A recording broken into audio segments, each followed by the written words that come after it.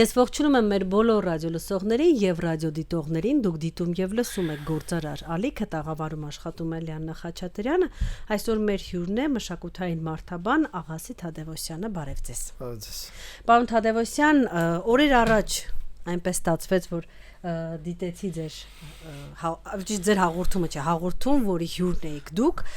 եւ որի ընթացքում խոսում եք առհասարակ ագրեսիվ միջավայրի, ագրեսիայի մշակույթի եւ ռեժիմի տեսակների մասին, մեր ռադիոլսողների համար մի թեթև ասեմ, եթե սխալներ կանեմ, խնդրում եմ ինձ գուղեք, որ օրինակ ավտորիտար ռեժիմները ավելի շատ ձգտում են այդ ագրեսիայի մշակույթը պոպուլարիզացնել, հա, այսպես ասած, քանի որ դա է հենց նրանց հիմնական գործիքը ներազդելու համար, եւ մենք բոլորս նկատում ենք, որ այսօր Հայաստանում որոշակի բևեռվածվածություն կա, առնվազն ակտիվ քաղաքական դաշտում, այսինքն հանրության այն մասի մոտ, ովքեր ակտիվ հետաքրքրված են քաղաքականությամբ, որոշակի անհանդուրժողականություն կա, եւ այն կլասիկ, հա, եթե մերն է լավն է, արդարացնում ենք իր բոլոր գործերը, եթե մեզ հետ համաձայն չի, վատնա, ինչ էլ անի, եթե անգամ լավ բան անի, ուրեմն մտքին հետին ինչ որ բան կա։ Դուք որ դիտարկում եք այս գործընթացները մեր հանրության ներսում, ինչ տենդենսներ եք տեսնում, հա, ինչ այսպես մոդելավոր ենք, հա, ուր ենք գնում մենք այս սենց եթե շարունակենք։ Շնորհակալություն, շատ հետաքրքիր թեման մեկ անգամ եւս բացելու համար։ Եթե գանք մի անգամից մեր միջավայր, ապա ես կարող եմ ասել, որ վերջին 18 թվից հետո, այսպես ասեմ, բայց մինչև 18-ը արդեն նման գործընթացներ մեր հասարակության ներսում սկսվել էին, նկատի ունեմ ուժի, բռնի տեսակի փոփոխության ուղղված, ուժի բռնի տեսակի փոփոխության ուղղված այն իմաստով, որ հայտնվել են հասարակության մեջ ձևավորվել է մարդկանց տարբեր շերտեր, սկսած 2000-ականների վերջերից արդեն, ըստ էության 2008 թվականի մարտի 1-ից հետո, մարտի 1 կարծեք թե ցնցումային շոկային իրադարձություններ, որը որ մեր հասարակության ներսում սկսեց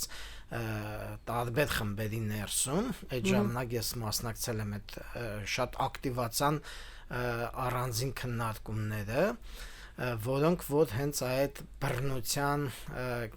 կիրառման խնդրի մասին էր, ուժը արդյոք միայն բռնություն է եւ ինչ է ուժը ընդհանրապես, նաեւ հասարակական կյանքի զարգացման տեսանկյունից, հա, որտեվ դուք նշեցիք ագրեսիա, ես ավելի շատ դրան բռնություն կանվանեմ, որտեվ ագրեսիան միշտ չի որ հասարակության ներսում ավտորիտար հասարակությունների պայմաններում միշտ դուք կտեսնեք ագրեսիվ, շատ հաճախ շատ հանգիստ, այսպես ասած, մարած, հանդարտ վիճակ է, բայց հենց որովհետև մարդիկ ի վերջո ագրեսիան կարող է պաշտպանական ռեակցիա լինել, էլի, այսինքն ինչի համար է այդ հանդարտ, այսպես սահուն ապաթիա ենք սիրում անվանել դրան, հա։ Դա ապաթիա չէ, դա ենթակայական վիճակում ապրելու ավանդույթ է։ Դա կարգավորում է հենց այդ ավանդույթներով, որոնք որ ստեղծում են իշխող, այսպես ասած, ավտորիտար վերնախավերը, եւ այդ ավանդույթը սկսած ամենաբարձր, դա ըստ էության ընտանիքների իշխանությունը, ընտանիքների հիերարխիան, հա, այդ հասարակության ներսում ապահովելն է այդ հարկադիր ենթակայական սկզբունքով, որի վերևում գտնվում են թագավորական ընտանիքը, հետո ավելի, այսպես ասած, բարձր կարգավիճակ ունեցող իշխանների ընտանիքը, հետո արդեն գալիս են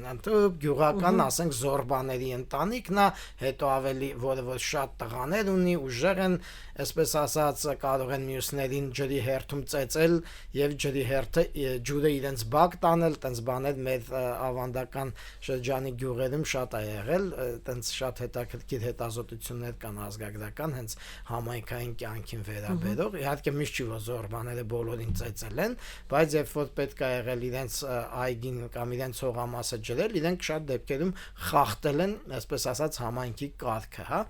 Ինչեմ ես այս օրինակը բերում, որ երբ որ այդ հարկադիր ենթակայական համակարգում բռնությունը ինքը միշտ չի գործադրվում, ինքը ոնց որ ասած են պահեստային միջոցն է, շատ դեպքերում այդ գործառույթը ձևավորում եւ իրականացնում է ավանդույթը, բայց այդ ավանդույթները իրենց բնույթով հենց իրենք ավտորիտարիզմը հասարակությունում լեգալիզացնող, լեգիտիմացնող երևույթներ են, ասենք օրինակ ու նորմալիզացնող, ասենք օրինակ ներքևում գտնվող մարդու համար շատ տարօրինակ կլինի, որ հանկարծ ասենք ինչ-որ սովորական գյուղացին բարձր ստատուս ունեցող մարդուն ինչ-որ մարտահրավեր նետի, ուզենա որ նույն ձև ապրեն, նույն ձևի իրավունքներ ունենան, սա դիտվում է որպես աննորմալություն։ Բառից բուն իմաստով ու հասարակությունը սկսում է դատապարտել հենց այդ մարդուն։ Բայց մենք հիմա այս ընդհանուր տեսականից որ գանք մեր մոտ ըստ էության 2000-ականների վերջում հայտնվեց երիտասարդության մի հատ, այսպես ասած, շերտ, որը որ այդ անկախության սերունդ կոչվածներ, այսինքն ծնվել էին իրենք ավելի, այսպես ասած, կամ ուշ սովետի կամ սովետից հետո, որոնք չէին տեսել այդ այն սովետական միության մեջ ստեղծված այդ հիերարխիկ ավանդույթը, երբ որ օրինակ, չգիտեմ, բանը ոստիկանի արդեն հագուստը բավական է, որպեսզի սովորական քաղաքացին խոնարհվեր իր մտքում այդ ոստիկանի առջև, էլի կամ վախենար նրանից, կամ ասենք հեղինակավոր ինտելիգենտ լինելը բավական է, որպեսզի մտքով չանցներ կասկածի տակ դնել նրա արտաբերած ինչ որ ասույթը կամ մի խոսք, որը պետք է համարվեր բոլորի կողմից ճշմարիտ եւ փառաբանվող, հա։ Այսինքն իհայտ եկավ մի հատ երիտասարդության շերտ, որ ինքը ուներ ավելի ազատ էր մտածում, ամենակարևորը մտածելն էր ու նոր ձևով էր մտածում, հա, այսինքն այդ պրակտիկան նաև փոխվեց դիսկուրսիվ պրակտիկաներ, այսինքն հարցերը իրար հետ քննարկելու մշակույթներ փոխվում հասարակությունում եւ սկսեց նորմալ համարվել, որ կարող են լինել ոչ թե մեկ գերիշխող ճշմարտություն ապրելու մասին, թե մենք ոնց պետք է ապրենք, այլ դրան հետ զուգահեռ այլ տիպի կարծիքներ, ճշմարիտ համարվող կարծիքներ, հա, ու ձևավորվեցին հասարակության մեջ, այսպես ասած, իրար բալանսավորող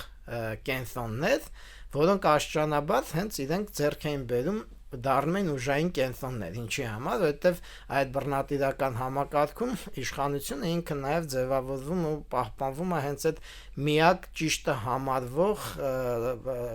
բանի ճիշտը մեկը այս սկզբունքի շուրջ, որովհետև ավանդական հասարակությունը նույնպես ճիշտը մեկի վրա են, այսինքն ավանդույթն է ճիշտ, այդ ավանդույթը ստեղծվել է մեր պապերի, չգիտես,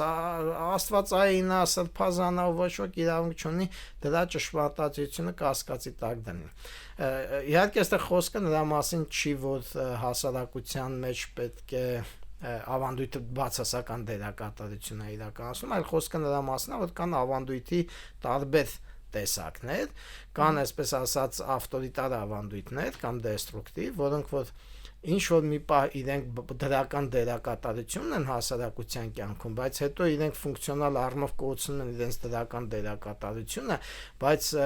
քանի որ ձեռնտու է դա իշխանություն ունեցողների անդադ իշխանությունը որոշ խմբի համար միևնույնն է շարունակում են դրական դերակատարություն, որոշ խմբի համար, որովհետև դա ապահովում է իր իշխանությունը անդադ վերարտադրել, հա,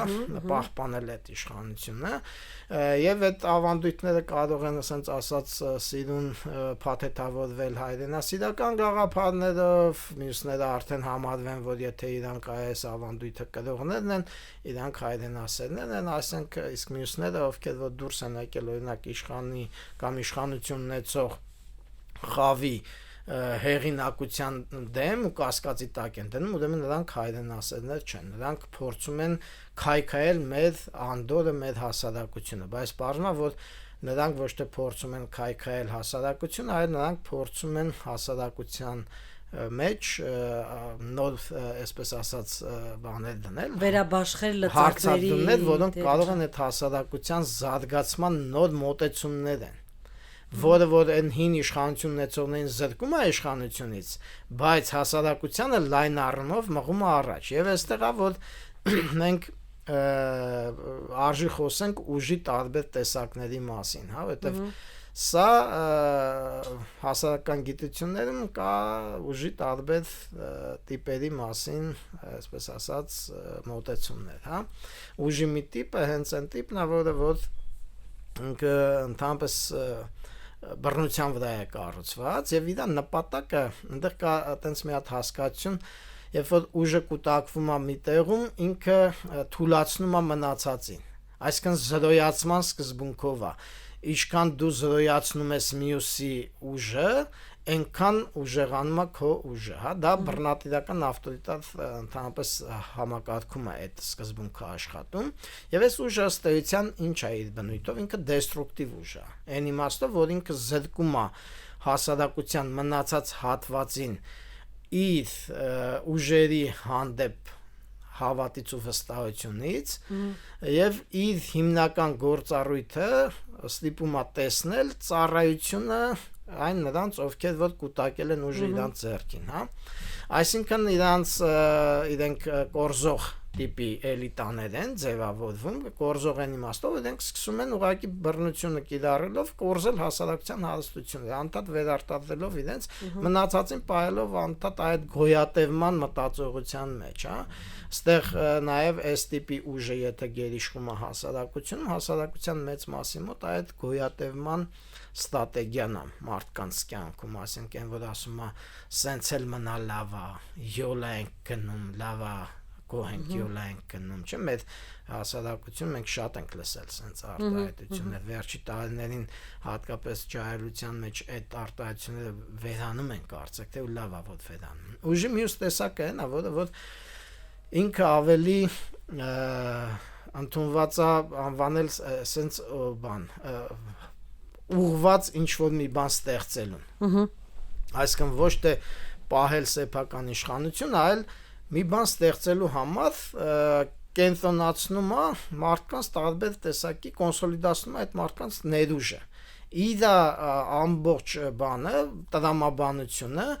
մարդկային պոտենցիալի կոնսոլիդացնում է հանուն ինչ որ մի խնդիր լուծելու, հա, ասենք օրինակ հանուն զարգացման խնդիրների, հա, չգիտես, հողերը մշակենք, գործարաններ կառուցենք, իսկ երբ որ մարդիկ ասում են մեզ մի հատ լավ առաջնորդ է պետք, իրանք այդ կոնսոլիդացնող ուժի սիմվոլի մասին են խոսում։ Շատ դեպքերում կամ այդ ուժի մասին են խոսում, դա դրական է, երբ որ մարդիկ այդ են խոսում։ Բոլորիս համախմբի ինչ որ լավ գործ անենք, դա առաջնորդող ուժն է, սիմվոլիկայի տեսակետից, լիդերն է դա, էլի, բայց տեսեք շատ դեպքերում սահմանը շատ նուրբ է ու կարող է այդ ոչ թե լիդերության ձգտումը մարդկանց, որ այդ լինի մեկը, որ կոնսոլիդացնի մեզ, կազմակերպի մեզ, որպեսզի մենք լուծենք մեր կյանքի հետ կապված կարևոր խնդիրները, ինքը տանում է այդ ուժեղ ձեռքի ձևավորմանը, որ այ մի հատ ուժեղ ձեռք լինի, որը որ սենց բռունցքը խփի սեղանին, իր վրա վեսնի խնդիրների լուծումը, իսկ մենք պարզապես ծառայենք իր, այսպես ասած, ոնց ինքը ասին, դենց անենք, հա։ Այստեղ տարբերությունը շատ մեծ է, առաջին դեպքում ուղղակի այդ բռունցքը սեղանին խփող ուժը ինքը որոշ դեպքերում օգտագործում է մարդկանց ինչ որ հասարակական կարևոր հարց լուծելու, բայց միևնույն ժամանակ ինքը շատ բացասաբար է նայում նրան, որ կարող է հայտնվեն առաջնորդության հավակնող այլ ֆիգուրաներ։ Ու դրա համար ինքը անդադ սկսում է գլուխները կտրել նրանց, պատկերավոր եմ ասում, ով որ փորձում է հանկարծ իր հետ մրցակցել։ Ոստեղ առաջանում է այդ բռնատիրությունը, օրինակ սովետական միությունը այդ տիպի բռնատիրական ուժ էր։ Պարզապես այնտեղ ոչ թե թագավորը կամ իշխանն էր այդ բռնապետը, այլ գաղափարական այդ կառույցը, կուսակցությունը, հա, ու կուսակցություն, տեսեք, ստալինիզմի ժամանակ նույնիսկ այդ կուսակցություն նույնացվեց մի մարդու հետ, ու ինքը ինչ էր անում, չէ՞, կտրում էր գլուխները բոլոր նրանց բարիս փուն իմաստով, ովքեր որ հավակնում էին իր հետ ինչ որ մրցակցել, չէ՞, սկզբից իր նախկին կուսակցական այդ հին բոլշևիկներին վերածնային ուժի կենտրոն էին դառնում։ Հա, բանը 70-ականներին իհարկե այդ ամեն ինչը սկսեց թուլանալ, հետո փլուզվեց, ու ընդհանրապես սովետական միության փլուզման գլխավոր պատճառներից մեկը հենց այդ էր, որ ասենք ինքը լինելով արդիական հասարակություն ու ձգտելով արդիականացման դեմ էր գնում արդիականացման գլխավոր սկզբունքին, այսինքն ուժի տարբեր կենտրոնների ձևավորման ու մրցակցության միջոցով անդադ էլիտաների փոփոխության։ Այնպես որ մեզանում, երբ որ էլի գանք հիմա մեզանում մենք տեսնում ենք ուժի այս երկու տեսակների մրցակցության շրջանը հիմա մեր մոտ, ու պատահական չի, որ հիմա մենք տեսնում ենք, ասենք, ես չեմ ուզում հիմա անուններ տալ, որովհետև իմ համար կարևորը քաղաքական այս կամ այն ուժի մասին խոսելը չի, բայց իմ համար որպես մարդաբանի մշակութային շատ հետաքրքիր է process-ը դիտարկելը, ու հիմա մենք օրինակ տեսնում ենք այդ թույլ եւ ուժեղի դիսկուրսը, չէ, իշխանության, ոնց են ասում, ինչ որ մի ուժ կա, որ անդադ շեշտում է բանը, մենք ստեղծենք, էլ թույլ չենք լինի, ուժեղ կլինենք, եւ շատ հետաքրքիր է, որ այդ այս վերջերս բանը, այտենց մի Վրաստանի նախագահի վարչապետին Իլհամ Ալիևը այցելել էր, բայց փաստացիորեն մի նկար էր շրջանառում, որտեղ վարչապետը երկրորդ պլանում, ասենց շատ խղճուկ վիզը ծռած ինչ-որ դիրքում էր, ու առաջի պլանում էր մի մարդ, ով որ ընդհանրապես ինստիտուտների հետ պետության, հա, այդ օլիգարխը, բանի, Բիձինա Իվանիշվիլին, որը ըստեյության ոչ մի ինստիտուտ չի ներկայացնում պետական, բայց բանը ուժի որպես սիմվոլ է ներկայացվում այս հայկական ուժի դիսկուրսը վարող այդ ուժի քաղաքական միավորման կողմից, եւ սա ես համարում եմ օրինակ մեր համար չափազանց վտանգավոր դիսկուրս, որովհետեւ սա տանում է մարդկանց էլի այդ էմոցիոնալ բանը թուլությունը շահարկելու վրա, որովհետև հետ պատերազմական վիճակ է, մենք պատերազմից հետո անմիջապես մենք մեզ շատ անպաշտպան էինք զգում որպես պետություն, այդ ժամանակ պետություն թուլացած էր, քանդված էր ինստիտուտները, բայց հետո աշճանաբար սկսեց պետությունը հավաքվել, ուշքի գալ, ինստիտուտները սկսեցին աշխատել, եւ հիմա անընդհատ մարդկանց տանել այդ թուլության շրջանում խոսել, որ պետքա լինի ուժեղ առաջնորդ, այնպեսին ինչպեսին Բիձինա Իվանիշվիլին է, որի ինչի դա անցանկալի է մեր համար, որի ուժը փաստորեն իր պետական ինստիտուտը զրոյացնելու մեջ է, որովհետև հետևում իրա գտնվում էր այդ լուսանկարի ֆոնում իրանց վարչապետը, որ ընդհանրապես ոչինչ չէր այդ երկու, մեկը նավթային բաննա, դիկտատորնա, հարևան հանրապետության, մյուսն էլ ինչ-որ երկաթե բռունցքը, հա, ռուսահպատակ, ռուսաստանյան ինչ-որ սենց ասած բաներով օլիգարխ, շատ փող ունի, այսինքն փողի իշխանությունը, որը ստեյցիան կարող է ռեսուրսը, բայց ռեսուրսը ինչ եմ ես այդտեղ փողը կարում, ռեսուրսը դիտարկվում է որպես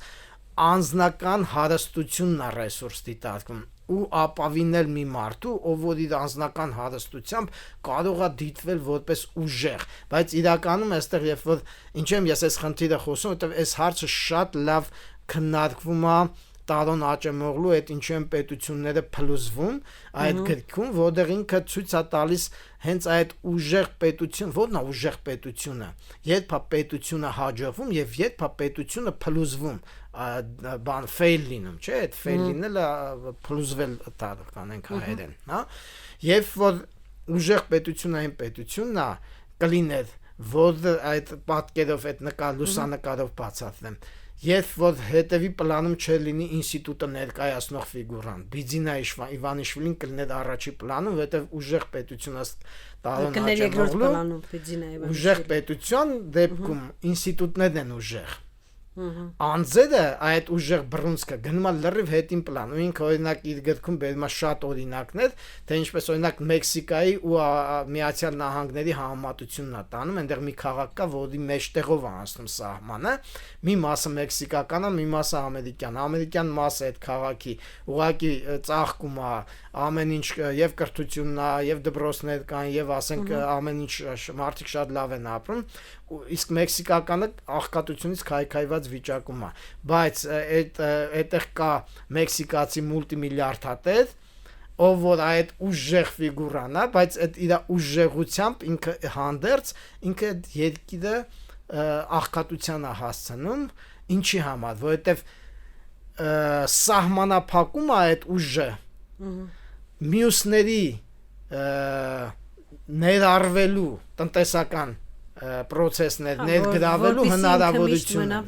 ու իր ուժն ու հարստությունը հենց մյուսների արժև սահմանափակություններ դնելու մեջ է։ Դա Բիձինա Իվանիշվիլի է, ասենք, հա։ Իսկ մյուս կեսում այդ քաղաքի ինչի է ծաղկում, որովհետև չկա այդ ձևի ուժեղ մարդ, այլ կան ուժեղ ինստիտուտներ, որոնք որ այն մարդկանց, ովքեր որ բիզնես անելու լավ իդեա ունեն, լավ դիրք ունեն, լավ հատկություններ ունեն, իրենք կարողանում են հնարավորություն ստանալ իրենք էլ բիզնես անել, զբաղվել գործունեությունով տնտեսական ու հարստանալ։ Դրա համար այնտեղ շատ զրոյից հարստացողների թիվը շատ է, ասենք, այսինքն մարդը կարող է լինի ուսանող, մեկը դառնա, չէ, ասենք ոնց որ բանն է, Facebook-ի հիմնադիրը, չէ, մեկը դառնա մուլտիմիլիարդատեր, կամ նույն, այսպես որ մենք նայում ենք ժամանակակից միլիարդատերերը, չէ, այսօրվա այդ աշխարհի որտեղ որ ինստիտուտները ներառական են, ոչ թե վանող ու կորզող։ Այնպես որ այս առումով, երբ որ ես դիտարկում եմ մեր իրավիճակը, մենք շատ հետաքրքիր անցումային process-ներ ենք ապրում։ Միգուցե մենք այդ չենք գիտակցում։ Բայց քանի որ ես ինքս նաև գյուղերում շատ եմ լինում, ես ասենք օրինակ վերջերս ասելով մի տարի կես 2 տարի առաջ է Տավուշի մարզի գյուղերում էի, ու այնտեղ մարդիկ կան, որ ինչ որ վարկեր են վստահ, ես տնտեսագետ չեմ, այդքան լավ չգիտեմ այդ վարկի տեսակները, բայց շատ ձեռնտու վարկեր են գյուղացիների համար։ Ու հիմա ասենք սովորական գյուղացի տղաներ են, ովքեր որ նույնիսկ Ռուսաստանը թողել եկել են իրանց գյուղեր ու հեկտարներով հող են վստահել, այգիներ են դրել, այդ վարկերը վստահեն, ու երբ որ այդ խոսում ես, ասում է առաջ մենք sense վարկ չենք կարող վստահել։ Որտեւ էսենց վարկ վեսնելու համար կամ չգիտեմ մարս պետք է եսիմ կամ էս ինչի էս ինչը պետք է լինի իր աղբերությունից իր կներեք էս արտահայտության համարել ժողովրդական խոսքով ասեմ իր կռուգից պետք է լինի մնացած բոլորի համար փակ էին այդ հնարավորությունը ասում են նույնիսկ տեղեկություն չունենք որ աշխարհում այտենց բան կա բարձում այն ժամանակ էլ է եղել նման ինչ որ բաներ միգուցե ոչ այդքան շատ ինչքան ասենք հիմա է այդ ձևավորվել, հա։ Ինչի է այս փոփոխություն տեղի ունեն, որտեղ ուժի բնույթն է փոխվել մեր մեջ։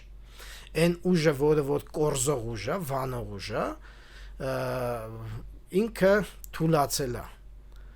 Եվ հասարակության վրա իր ազդեցության տեսանկյունից ի հայտ է եկել մի ուժ, որը ոչ թե կորզող ուժ է, այլ որը ավելի ներառական բնույթի ուժ է։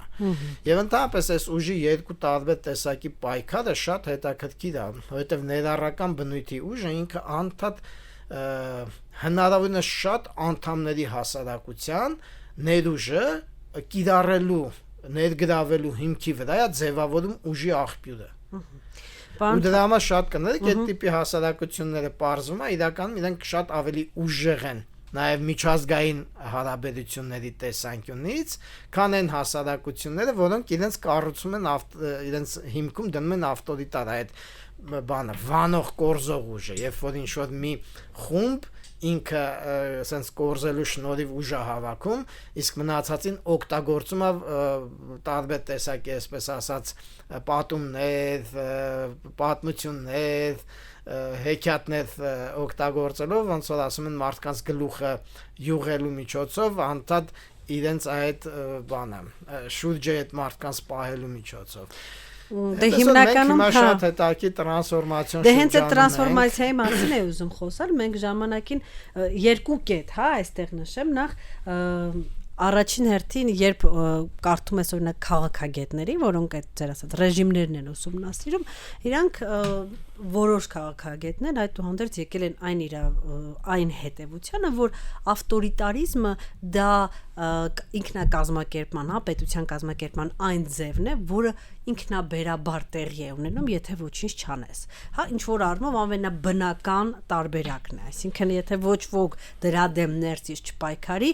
յուրաքանչյուր հասարակություն որոշակի ավտորիտար համակարգի մեջ ձևավորվելու է։ Եվ ավտորիտար համակարգի ջատագովները ինչ են վաճառում են կարգ ու կանոն, չնայած իր հիմքում ռուսերեն ասած պրայզվոլ հայերեն չեմ հիշում հիմա այդ բառը, վաճառում են կարգ ու կանոն։ Հա, չնայած իր հիմքում մեծ հաշվով այդ համակարգի վերևում գտնվողների կամայականությունն է։ Այդուհանդերձ ու վախ կա, մտավախություն կա իրականում եւ ինձ մոտ նույնպես եւ քանի որ դուք մշակույթային մարդաբան եք, դրա համար եմ ձեզ հարցնել, որ այս ավտորիտար համակարգի հետևանքները, մշակութային հետևանքները, իրանք շատ ավելի երկար են ձգվում, քան բուն համակարգը, որովհետև դուք տեսեք ցարական Ռուսաստանը, նույն դժշատ սովետական միությունը նշեցիք, ցարական Ռուսաստանը բոլշևիկները երբ որ քանդեցին, իրանք մոդեռնիզացիայի են գնում։ Առաջին տները, որ բոլշևիկները սարքում էին շենքերը, որոշ շենքերում անգամ խոհանոցներ չկային, որովհետև կանայք տունը չէին էփելու, թափելու այդ ավանդական հա, ավանդականությունից դուրս են հանում կանայք ընդհանուր ճաշարաններ են լինելու, մենք քանդում ենք ընտանիքի այն ինստիտուտը, որը կար, ստեղծում ենք նոր համակարգ, բայց կամաց նույնիսկ շատ կներեք ընդհատում կանայք համարվում էին հանրային, ոչ թե մասնավոր տղամարդու սեփականություն եւ ամուսնության ինստիտուտի ամբողջովին ամուսնության ինստիտուտը պետք է փլվեր, որովհետև բոլորն ազատ են, ով ում հետ եւ ով ոնց ուզում է սկզբունքներով լինեին այդ ամեն ինչը, բոլորը բոլորին են, երեխաները, կանայք էլ տղամարդիկ, կոմունալ այո, այսքան այդ ծայրահեղության գնացի, բայց ժամանակն անցավ, ամեն ինչ ընկավ իր հետ տեղը, այսինքն այն տեղում, որտեղից եւ սկսել էր, եւ ամեն ինչ վերադարձավ կոպիտ ասած ի շրջանս յուր։ Եվ այն համակարգը ցարական Ռուսաստանը երկար տարիներ որ անցել էր, եւ ինչու ոչ նաեւ մեր տարածաշրջանում, հա, արտահայտություն կա ռուսերեն, որ ասում է չի վախենում է, ուրեմն հարգում է։ Եվ այս մտածողությունը ուժի նկատմամբ այս վերաբերմունքը, որը ձևավորվել է, եթե դեռ լավ հետ գնաց երևի վերջին հազարավոր տարիների ընթացքում, իրան շատ դժվար է իրականում հանելը։ Եվ թեթև խախտում այդ բալանսի եւ միանգամից մենք ընկնում ենք այդ համակարգի մեջ, որտեղ ըստ ամենայնի դա տենց շատ լավ ուղեղների մեջ դաջված ինչ որ ձևաչափ է, վախի, ինչու դա հետո հիշեցի այդ նույն տարածաշրջանի երկրները, նույն Ալիևի համար Բիձինա Իվանիշվիլին հանդիպել ավելի քան բնական էր, համոզված եմ ադրբեջանցիների համար նույնպես երկաթե ձեռքն ենք բոլորս հիշում եւ այլն։ Եվ զարմանալի չէ, որ Հայաստանի հասարակության մի զգալի մաս դա ոնց որ վայրենությունն է, չէ՞, դա աշկում արդեն դա։ Հա, օրինակ իմ աշկում դա շատ վայրենին է։ Մի զգալի մասի աչքին դա համարվում է վայրենություն եւ մյուս մասի աչքին դա համարվում է թուլության նշան։ Տես իրանք ուժեղ երկու տղեկով հանդիպել են, իսկ մեզ գցել են նրա օգնականի մեր ներկայացուցչին ուղարկել են Բիձինայի մոտ վարչապետ աշխատողի մոտ երկրորդական դեր։ Հա, ուզում ասեմ, եթե Հայաստանի Հանրապետություն մի թեթև մի բան սխալ գնա, իսկ ամեն ինչ չի, որ հիմա ճիշտ է գնում ենք, դա գիտենք, շատ հեշտ կլինի թերևս հետ գալ այն իրավիճակում, որի մասին։ Ես չեմ կարծում, որ այդքան հեշտ կլինի, որտեվ իհարկե բանը վտանգը, որ կարող է դա տեղի ունենա մեր հետ, շատ մեծ է։ Բայց այստեղ վտանգը, որ դա կարող է տեղի ունենալ մեր հետ առանց արտաքին միջամտության, եթե անկեղծ խոսենք, դրա վտանգը շատ ավելի թույլ է։ Արտաքին միջամտություն ասելով ես նկատի ունեմ, եթե այդ արտաքին միջամտողը նույնպես ավտորիտար կենտրոնից չի, հա, այդ միջամտությունը նկատեմ, եթե շատ պարզ խոսենք Ռուսաստանը։ Որտեղ մեր պետության վրա այսօր կոնկրետ իր ազդեցության գոտում պահելու հավակնությունը Ռուսաստանն է, այսինքն որ ձգտում է ոչ թե գործընկերային հարաբերության, որովհետև հիմա մենք փորձում ենք գործընկերային հարաբերության գնալ, չմերժելով Ռուսաստանի կարևորությունը մեր դաշնակից պետությունների մեջ, բայց միևնույն ժամանակ մերժելով Ռուսաստանին հպատակային կախվածության մեջ Ռուսաստանի հետ հարաբերվելու այս ավանդույթը, դարավոր մոտ 200 տարի այդ սովետական միությունն էլ հետը մենք այդ ավանդույթով ենք շփվել։ Հիմա մենք փորձում ենք այդ ավանդույթը խախտել եւ դա իհարկե եւ Ռուսաստանի բռնատիրական ավտորիտար ռեժիմի կողմից չի ընկալվում եւ դիմադրություն կա շատ մեծ, իրենք վախեր ունեն, որ դա կարող է ընդհանրապես Հայաստանը փախնի իրենց տակից, որովհետեւ իրենք Հայաստանի հետ հարաբերություն մենակ ընկալում են, այսպես ասած, իրենց տակ գտնվելու տրամաբանության մեջ, հա, չեն ընկալում իրենց կներեք այս արտահայտության համար իրենց, այսպես ասած, ազդեցության տակից դուրս, բայց նաև գործընկերային լինենք, հա։ Որտեղ մենք իրանց համար նույնիսկ առանձին պետություն չենք ընկալվում։ Մենք իրանց համար ընկալվում ենք մեծ ինչ-որ մի տարածք, որ էս ինչ-որ անհասկանալի շարժումներ է անում, հա, իրան դրելա չգիտես ինչի տեղ, հա։ Հիմա եթե այս արտաքին բռնատիրական միջամտություն չլինի, այն ինչ որ մեր մոտ հիմա տեղի ունեն բնականon հասարակական ներքին process-ների տեսանկյունից, ապա շատ հավանականություն շատ թույլ է, որ մեր ներքին process-ները մեզ կտանեն, ասենց ասած, Բիձինա Իվանիշվիլիական վիճակ։ Ինչի՞ եմ ես սա ասում, տեսեք, դուք նշում եք, որ այդ Իվանիշվիլի ուժեղությունը նշվում է բան, բայց ես էլ ուրիշ բանի վրա ուշադրություն դարձեցի։ Իվանիշվիլի ուժեղությունը ցույց է տալիս պետության թուլությունը, որովհետև վարչապետը այնտեղ ուղղակի ծիծաղելի վիճակում է, այդ ֆոնում ինչ որ շատ մեղք վիճակում է։ Դա երբեմն ուժեղը նաև վարչապետն է։ Այսինքն այս դեպքում իրանց կամ պետությունը նախագահը շատ տխուր վիճակում, հա։ Իսկ ասենք Ալիևը ինչի է ուժեղ, որովհետև Ալիևը կարողացել է իր անձը բանը նույնականացնի նախագահ ինստիտուտի հետ, մնացած բոլորին երկրից արտաքսել է, որ կարող է իր համար վտանգ ներկայացնել, ու ասենք իր այդ բռնատիրական ռեժիմում ապրում է, բայց ինքն էլ միգուցե այդքան կոմֆորտի մեջ չի, որովհետև իր իշխանությունն էլ անդադ ինչ որ կարող է վտանգվի տարբեր տեսակի process-ներ։ Կա կարծիք, որ մեզ մոտ էլ է իշխանությունը ձգտում նման բռնատիրականի։ Մի կողմ հիմա խնդիրը հետևյալն է, այսինքն ինձ թվում է, որ երբ որ մեր մոտ խոսում են, որ կա կարծիք, որ մեր մոտ իշխանությունը ձգտում է բռնատիրականի, այդտեղ մի քիչ բան կա, թեր ըմբռնում կա, ինչի համար, որովհետև մի բան է, երբ որ իհարկե մեր մոտ մենք գտնում ենք անսման փուլում եւ մեր մոտ մենք չենք կարող ասել, որ այս պահին մենք ունենք այսպես կայացած դեմոկրատական պետություն, որտեղ ինստիտուտները լիարժեք ներառական են, ոչ թե ավտորիտար ինչ որ հատկանիշներ ունեն, բայց երբ որ մենք նայում ենք հենց անցումային տրամաբանության մեջ ինչա կատարվում մեր մոտ, իհարկե մենք տեսնում ենք, որ ինստիտուտները մեր մոտ ավելի ներառական են, հենց հանրային բերած օրինակների վրա, դուք գնացեք շփվեք մարդկանց հետ եւ դուք տեսնում եք այն մարդիկ, ովքեր որ քայլեր են անում տնտեսական ակտիվության, իրանցից շատերը խոսում են այն մասին, որ երկրից վերացել է նախ այդ բանի արգելքները, այսպես ասած, անտարովիությունը, որովհետև առաջ մենակ դուք այդ արտոնյալ խավերի մեջ լինեիր, ասենք կամ գյուղապետի արտոնյալ ընկերներից մեկը լինեիր, կամ մարզպետի, կամ երկրի վարչապետի ու նախագահի կամ նախարարների, որ քեզ հնարավորություն տրվեր օգտվել այս կամ այն տնտեսական գործունեություն ծավալել, հա։ Նաև շատ էլի ժողովրդական խոսքի բանով ասեմ, 50-50-ի սկզբունքն է վերացել երկրից։ 50-50-ի սկզբունքը գիտեք որն է, կարող այսօր ջահելությունը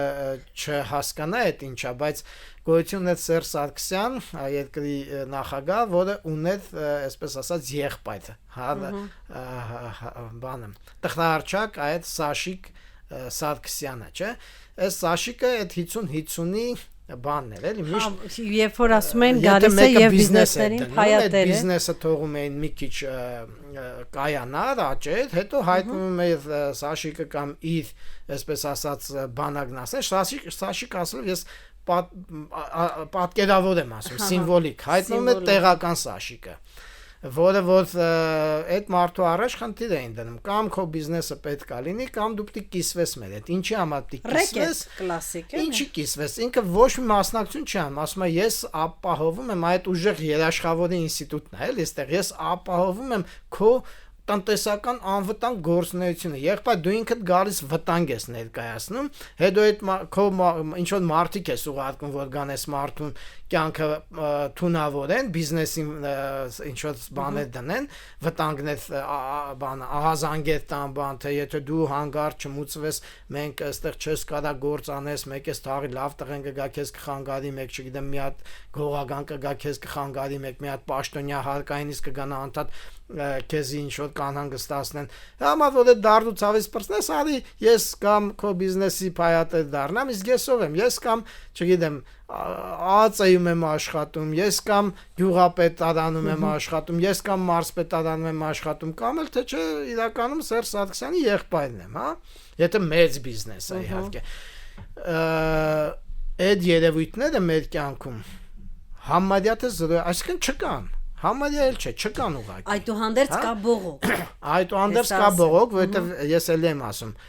մենք խնդրին միգուցե պետք է նայենք անցումային տրամաբանության մեջ անցումային տրամաբանություն ասելով ես նկատնում եմ հետեւյալը մենք պետք է տեսնենք արդյոք կա փոփոխություն այն բռնատիրական վիճակը որում որ մենք ուժի այսինքն այն տեսակը որը որ ինքը սահմանափակում է մյուսի ներառվելու կյանք հա տնտեսական քաղաքական այլ տիպի ոլորտներ այդ ներառականությունը սահմանափակող ինստիտուտներից արդյոք մենք անցում ենք կատարում ավելի ներառական ինստիտուտների ոչ թե կատարյալ ոնց որ այսօր դեմոկրատական աշխարհում հա ասենք Եվրոպայում տնտեսության մեջ ազատ կամ Ամերիկայում որտեղ ուսանողական նստարանից դուրս եկած երիտասարդը կարող է մի անգամից միլիարդ հատ դառնա բայց իդեպ ասեմ մեր մոտ էլ արդեն կան նման երիտասարդներ եւ քիչ առաջ ես այստեղ տեսած այդ հաղորդումից դուրս եկան հենց բարձր տեխնոլոգիաների ոլորտի ինձ ծանոթ տղաներ եւ եթե դուք հարցնեք արդյոք նրանք ունեն կապ այդ չգիտեմ ճանաչում են արդյոք երիտասարդ հարուստների բարեկամ են իրանց իշխանության մեջ ազդեցիկ մարդու հետ թե չէ ոչ իրենք ուղակի իրանց պոտենցիալը որպես ուժ ներուժ հա ուզում են ներդնեն տնտեսության ոլորտ այս դեպքում բարձր տեխնոլոգիական արտադրությունների ոլորտ եւ ոչ ոք իրեն չի ասում դու դիր բայց պետք է կիսվես իմ հետ հա իրենք ազատ են այդ առումով եւ սա հենց այդ անցումային տրամաբանությունն է որի մասին ես ուզում եմ խոսել եւ սա առաջին հերթին խոսում է ուժի որակի փոփոխության մասին որտեղ մենք ուժի ու իշխանության որակական փոփոխության process-ներն ենք փորձում մածել այդ կան։ Պարոն Թադևոսյան, երբ խոսում եք բողոքի մասին, ես նաև ինչ որ պարադոքս եմ տեսնում այս ամեն ինչի մեջ, հա, ժողովրդի կողմից բողոքի մասին, տեսականորեն պարադոքս, հա, որովհետև երբ ուսումնասիրում են այսպես կոչված պոպուլիստներին, ինչ օրինաչափություն է որպես կանոն նկատվում, կա հանրություն, կա որոշակի ձեր նշած ուժի կենտրոնները, որից հանրությունը հոգնել է, հա, հանրության մի զգալի մասը եւ հանրությունը ինչ է անում ինքը առաջ է քաշում իր մարտիկին, իր չեմպիոնին, հա, ով խոսք է տալի, որ ես ձեր անունից կգամ եւ այս ուժի կենտրոններին կպատժեմ։ Մեր հանրությունում օրինակ կա բողոք, թե ինչու նոր իշխանությունները 2018 թվականին երբ որ եկա եւ մասնավորապես Նիկոլ Փաշինյանը չի պատժում այդ բոլոր սաշիկներին, հա, ուր է ուժի ցուցադրությունը, այն ուժի ցուցադրությունը, որը մենք ժամանակին տեսնում ենք։ Սա ինչ որ պարադոքսալ, ինչ փակուղու նման բան է, հա, այսինքն սա պարադոքսալ չի, սա էլի հենց մեր անցումային առանձնահատկությունով է պայմանավորված։ Նայեք, քիչ առաջ դուք խոսում եք, որ այդ ավտորիտարիզմը ինքն իրեն առաջացող բնական ձևն է, չէ՞ եղել իշխանության։ Առնվազն կա տենց կարծիք, բայց այդ կարծիքը ասեմ ձեզ անկեղծ, որ դա վերաբերվում է շատ երկարատև ժամանակ չի, որ մարդկության պատմության մեջ կա ավտորիտարիզմը։ Թվում է, թե ինքը ի սկզբանե պետք է լինի, եթե ավելի շատ ժամանակ մենք մի քանի 100,000 տարի է մարդկությունը գոյություն ունի եւ ընդհանրապես անթրոպոլոգիական մարդաբանական հետազոտությունները մարդկության ցույց են տալիս, որ այդ մարդիկ մինչև մեր թվարկությունից առաջ առաջ 8000 տարի, այսինքն վերջին սառցադաշտի հաջորդած այս շրջանը, որը հայտնի է գիտության մեջ նեոլիթյան հեղափոխություն անունով, մինչև այդ շրջանը ապրել ամենաշատը 100-150 հոգանոց խմբերով ու քիչ թե շատ էգալիտար են։ Այնտեղ չի եղել այդպես արտահայտված ավտորիտար առաջնորդ։ Այնտեղ եղել է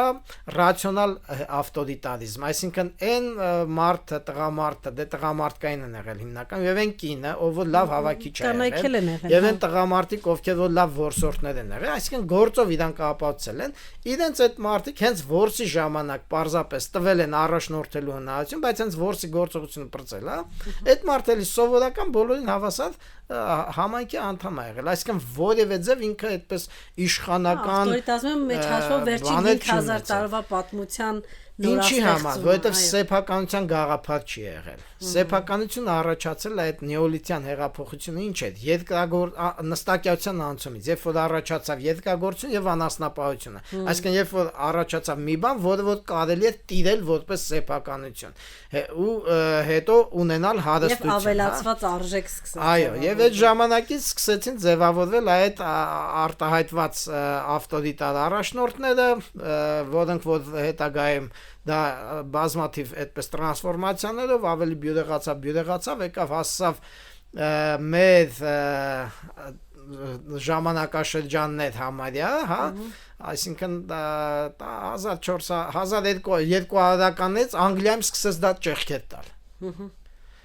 Այդ տիպի համակարգը, իսկ մեծ այդ ժանտախտից հետո ընդհանրապես սկսեց փլուզվել Եվրոպայի արևմտյան Եվրոպայի այդ հատվածում ճորտատիրություն կոչվածը քանդվեց։ Ի հայտ եկավ վարձու ուժը ու սկսեցին ընդունվել օրենքներ, որոնք պաշտպանում էին վարձու աշխատուժի իրավունքը։ Եվ ի հայտ եկավ իրավունքի գաղափարը։ Այսինքն օրենքը սկսեց հենվել իրավունքի վրա, այն իրավունքի, որը իրավունք է տալիս արդեն շատ շատերին հասարակության մեջ։ Ու աստիճանաբար այս իրավունքի գաղափարը սկսեց ինքը նոր իմաստավորումներ ստանալ, տարածվել ավելի ու ավելի շատ մարդկանց վրա, տարածվել կանանց վրա նաև, տեսեք արդեն 17-րդ դարի վերջում, 27-ում կինը դարձավ նույնպես համարվեց ռեսուրս հասարակության, ինչի համար, որովհետև այս տիպի փոփոխությունները իրենք էլի եմ ասում հասարակության ուժ որպես դիտարկում են ոչ թե ինչ-որ մի խմբի կոնսերվացված այդ բռնությունը, այլ ներուժը մարդկանց ու հնարավորություն է ստեղծվում որպես պետություն քո ուժը մեծացնել, ներգրավելով հնարավորինս շատ մարդկանց այդ քաղաքական process-ներ, տնտեսական process-ներ, մշակութային, սա ինչ է բերում, սա բերում է նրան, որ մարդիկ սկսում են իրենց վրա նաև աշխատել, որովհետև իրենք հասկանում են, որ եթե դու քո ռեսուրսը կարողանաս կրթության միջոցով, ինքնակրթության միջոցով, աշխատանքի միջոցով կատարելագործել, դու հնարավորություն ունես առաջ գնալու։ Դու հնարավորություն ունես քո դիրքը բարձրացնելու։ Այսինքն ստեղծում ասա շարժունություն հասարակության մեջ։ Դու կարող ես ոչնչից դառնաս ոչնչից պայմանական եմ ասում, էլի։ Նաև վերևից իջնելու։ Նաև դու կարող ես, եթե քո վրա չաշխատես, կարող ես անգնես։ Տեսեք, ասենք օրինակ այս բանի օրինակը շատ եմ բերում, չէ՞։ Կոդակի ու Nokia-ի օրինակները, որոնք որ իրենք մի պահ թվացին, իրենց թվաց թե իրանք արդեն հասել են տնտեսական համաշխարհային տնտեսության մեջ առաջատարներ են ու դադարեցին իրենք իրանց վրա աշխատել, մեկ էլ եկավ մեկը, որը որ իր վրա աշխատում էր ու շրխկալով իրանք ընկան գետին։ Այսօր արդեն չկան, չէ՞, ոչ Kodak չկա, ոչ Nokia-ն կա։ Այս այդ հասարակության համ գայթակղիչ կողմն է, համ վտանգավոր, որովհետև վտանգավոր ես պայմանական եմ ասում, վտանգավոր այն խմբերի համար, ովքեր որ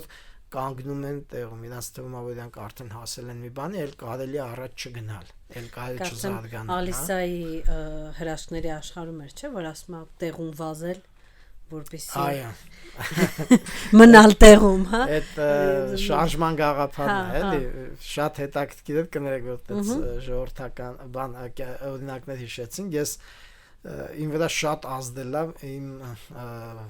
ճամփորդությունների ընթացքում էքսպեդիցիոն, երբ որ դեռ շատ սկսնակ է, երիտասարդ էի, նոր գնում էի գյուղեր գիտարշավների, մի ծերուկի գյուղական պարզ իմաստուն ծերուկ էր, էլի։ Զրույցից մի բան արտահայտություն ասաց, տղա ջան, ասաց միշտ շարժվի, եթե գործել չունես, դուրս արի շարժվի, ասում եմ, որովհետև եթե չշարժվես, կործանվես, շարժումը ասում եմ, քեզ օգնում է, որ դու ապրես։ Ես այդ ծերուկ եմ, ասում եմ, ես որ բան չեմ ունենում անելու, դուրս եմ գալիս մի բան գտնում եմ, որ այնքան որ շարժվեմ։ Այս շարժման գաղափարը շատ կարևոր է, որովհետև ինչի է այս կարևորը, տեսեք մենք շարժումից ենք խոսում, թվում է թե շատ բարձունակ մի բան է, բայց եթե սա կապենք իշխանության այս երկու տեսակների հետ, առաջի տեսակի իշխանությունը հնարավորինս շարժումից զրկում է հասարակության մեծամասնությանը, որովհետև իրենք շարժվեն, բետոնապատել։ Այո, որովհետև այդ բետոնապատած վիճակն է, որ օգնում է իրան էլ բետոնապատված վիճակով պահել իր հարստությունն ու իշխանությունը։ Իսկ ուժի մյուս տեսակը ինքը հնարավորինս ավելի մեծ տարածքներ է տալիս հասարակության մնացած անդամներին շարժվելու, սովորելու միջոցով, դպրոցներն սարքում, չգիտես, նպաստում են, որ մարդիկ բիզնես դնեն, իրենց հետևից ոչ ոք չգա անօրեն ձևը ազդելու, հա։ Այնպես որ այս տրանսֆորմացիան ուժի մենք դրանից ենք խոսում պատմականորեն արդեն 8-ից 10,000 տարի է փոփոխվում է եւ այդ 8-ից 10,000 տարվա ընթացքում ինքը այնքան ավանդույթներ է ստեղծել ինքը իրան արդարացնելու ու մարդկանց այդ գաղափարներից ու այդ վիճակներից միշտ հոգեբանորեն կախված մնալու, որ հələ դեռ երկար ժամանակ է պետք, որ ստեղծվեն նոր ավանդույթներ, որովհետեւ մարդիկ այս նոր ավանդույթների, նոր մտայնությունների, նոր գաղափարների կրողը դառնալով կարողանան այդ վախերից, այդ կախվածություններից ազատվել։ Մենք ըստ էության եթե խոսանք էլի գանք մեր հետ ինչա կատարվում, ես չեմ ուզում սենց շատ իդեալական, սենց վարդագույն նայենք ինքներս մեզ, բայց ես չեմ ուզում նաև չտեսնենք այն դրական միտումը, տենդենսները, որ այսօր մեր հասարակությունը կարող է իր մեջ ստեղծի։ Որտեղ այդ հնարավորությունները մենք իրոք այս պահին ունենք եւ այս պահը մեր համար կարեւոր պահ է եւ որովհետեւ մենք կարողանանք դա շարունակական դարձնել, մեր համար չափազանց կարևոր է, որ մենք ստեղծենք քաղաքական ներառական ինստիտուտներ եւ մեր համար չափազանց կարևոր է, որ մեր վարչապետը պայմանական ասած ինչ որ մի հատ Իվանիշվիլի ու Ալիևի ֆոնին այդպես խղճուկ վիզը ծռած կերպար չերևա, ինչի համար, որովհետեւ վարչապետը դա պետական ինստիտուտն է եւ մեր համար կարևոր է, որ առաջին պլանում ուժը դիտվի կապվի ինստիտուտի հետ, ուժեղ ինստիտուտի հետ։ Այդ դեպքում պետք է պետությունը լինի ռեսուրսային եւ ուժեղ, որովհետեւ պետության ներկայացուցիչը այնքան կշիռ ունի, որքան կշիռ ունի պետությունը։ Այո, իսկ այդ էլ ինչից է կախված։ Այդ էլ կախված է հասարակությունից, որովհետեւ եթե ամեն մարդ գիտակցեց, որ ինքը ուժ ունի, իր ուժը գումարվում է մյուսի ուժին ու պետություն դարձնում է ուժեղ։ Ու այդ ուժի շնորհիվ է, որ այդ երկրի վարչապետը, նախագահը, նախարարները արդեն դիտվում են որպես ուժեղ ֆիգուրաներ, ոչ թե այն տեսանկյունից, որ կարող են ցանկացածի, այսպես ասած, վիզը կտրել, հա, գլուխը ջարդել, կներեք, այս բանը պատկերավոր արտահայտություններն եմ կիրառում, այլ իրենք ուժեղ են նրանով, որ կարող են իր հասարակության անդամների համար ավելի ու ավելի մեծ հնարավորություններ ստեղծել, որովհետեւ իր պետությունը աշխարհում ավելի ու ավելի մրցունակ դառնա։ Որովհետեւ այսօր աշխարհում ուժեղ այն պետությունը, ով որ իր մարդկային ներուժը հնարավորինս լավ ձևով կարում է բացի։ Ու հնարավորինս մեծ հնարություն տա, որ այդ մարդկային ներուժը ինքը իրան ռեալիզացնի արդյունքներ ձևավորել, բարիքներ ձևավորել տեսանկյունից։ Այդ թվում նաև այնպիսի բարիքներ ու արժեքներ, որոնք որ աշխարհում, այսպես ասած, մարդկության արդեն համամարտկային տեսանկյունից կարող են արժեք համարվել ու դու կարող ես ներդնես այս դեպքում արդեն ոնց որ ասած աշխարհի կյանքում ու ինչքան դու մեծ ներդրում ես անում, այնքան դու որպես պետություն նաև աշխարհում ես ուժեղ ընկալվում։ Դրա համար որովհետեւ դու կարողանաս աշխարհի մակարդակով արժեք ստեղծես, դու քո ներսում պետք է այդ ուժի ազատագրումը կարողանաս անել։ Ոստեղ շատ հետաքրքիր է, փոխադարձորեն կապված է, եթե պետական ինստիտուտը նպաստում է, որ մարդը, անհատը ինքը իր մեջ այդ ուժը բացահայտի ու ռեալիզացնի, այդ ուժեղացած մարդն էլ ուժեղացնում է պետությունն ու ինստիտուտը, որովհետև իրան արդեն ձեռա տալիս, որ իր ինստիտուտները լինեն ուժեղ, այլ ոչ թե ինչ որ մի հատ մեկը լինի սենց հարուստ, ինքն էլ վիզը ծռած, այսպես չսափրված օրերով մի հատ կիսա,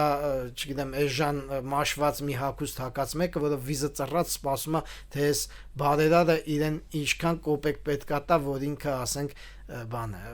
համարվի, որ բանը հոգատար է այս մարդը, իրա մասին մտածեցին։ Մեզ այտենց պետություն, այտենց քաղաքացիներ լավ կլինի, որ հնարավորինս քիչ ունենանք ու ունենանք իրա վրա վստահ պետության ինստիտուտների հանդեպ պահանջկոտ, ինքը իր հանդեպ պահանջկոտ հասարակություն։ Ես այս շատ էլի եմ ասում, սենց իդեալական եմ ես խոսում, բայց ըստ էության դու պետք է ունենաս այն իդեալը, որը որպես հասարակություն կարողանաս ձգտել դրան իհարկե դու կարող ես 100%-ով չհասնես, բայց գոնե այդ ձգտումը քո մեջ պետք է պահես ու զարգացնես։ Շատ լավ, շատ շնորհակալություն։ Ես մեր բոլոր ռադիո լսողներին եւ ռադիոդիտողներին հիշեցնեմ, որ այսօր մեր հյուրն էր մշակութային մարդաբան Աղասի Թադևոսյանը։ Շատ շնորհակալ եմ։